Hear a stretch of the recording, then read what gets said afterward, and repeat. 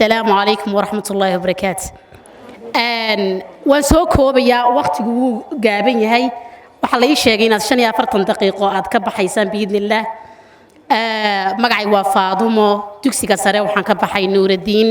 2009 markii aan soo galay subxaanallah waxaan ahaa qof ku soo baratay af Soomaali dugsiga hoose dhexe Shaqal Ibraahim baan ka soo baxay waa dareemi kartaa qof soo bartay dugsigiisii hoose dhexe awoodaynin wuxuu kala kulmi doono dugsiga sare waa dareemi kartaa waxa uu noqon doono marka anigu waxaan istul taagi doonaa oo badin maayo hadalka dugsiga sare uu baan anigu istul taagi doonaa insha Allah dugsiga sare hablow habaryar baan imika idin haye waxba wajiga yar ha eegine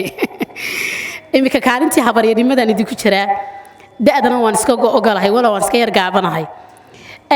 dugsiga sare waxa weeyaan goobta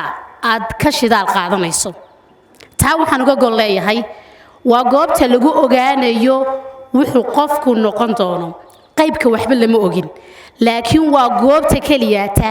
ee uu qofku wuxuu ogaan doonaa waxa uu noqon doono markuu jaamacadda galo iyo marka uu hooyo noqdo iyo marka uu walaal noqdoba waxa weeyaan Allahumma salli ala Muhammad tusaalahaan waxaad jeceshahay qoraalka dugsiga sare waxaad ku ogaanaysaa inaad hadhow noqon doonto qoraa dugsiga sare waxaad ku ogaanaysaa inaad hadhow noqon doonto dhakhtar waa goobta ku kala shaandaynaysa waxaad noqonayso ama muraayad jajabi ama iskoobi jajabi marka walaalayaal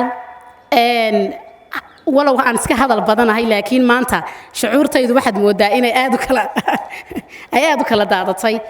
marka dugsiga sare runtii waa goobta ku kala shaandaynaysa waxa laga yaabaa in marar badan ay sheekaysan doono biidnillah oo hadalka idinku badin doono oo su'aalaha idinku badin doono waxaad samaysataan hal qodob qorshe samaysta qorshe yeesha qorshe la'aan waxaad noqonaysaan qof iska socda haddii aydan yeelan qorshe noloshu waxba idin ma tarayso taas waa dhab waxaad kalood aad runtii samaysaan waxaad noqotaan qof baariyiina arday baariyiina waxaan uga gol leeyahay arday baariyiina noqda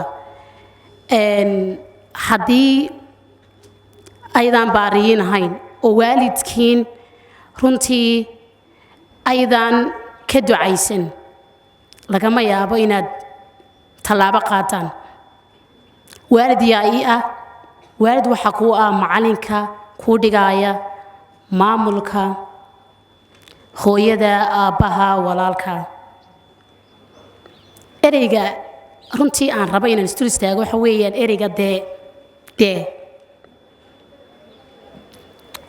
dugsi sare bayn nahay ereyga dee way nagu badan tahay soma ana idin fahansiinaya qaabka idinku badan tahay macalinku wuxuu ka oranayaa aniga ana iska soo qaadaya faadumooyinka iska raali ahaadaan faadumo ay soo qaad qalinkii maxay dee waa dugsiga markaan joogno soo qaad qalinkii soo qaad buugaagii soo saar assignment-kii ma ka soo shaqaysay maxay dee macalin maxay dee gurigii hayn tagno hooyaa ku odhanaysaa ma u samaysay waxaas hebel ama heblaayo waayo waad ka weyn tahay maxay dee hooyo naga daa hooyo shalay baan samaynay naga daa ilaahayna wuxuu yidhi subxaanahu watacaala waqadaa rabbuka anlaa tacbuduu ilaa iyaahu وبالوالدين إحسانا إحسان كلو شيء ولا ليال واحد كقاعدة نيسا دكسي قصر واميشا كوكلا ساريسا واحد كستون نقونيسو مركا هدات هاي إنان فرلقا قاعدة أو كديدن دكسي قصر أتكوت كديدن تهي إسكافردين وحبها هيكسن دكسي ساري jaamacad ha eegsan waxba ha eegsan marka hadalka waan soo koobayaa runtii shucuurtayda oo aan la soo koobi karin farxadayda macalin mahad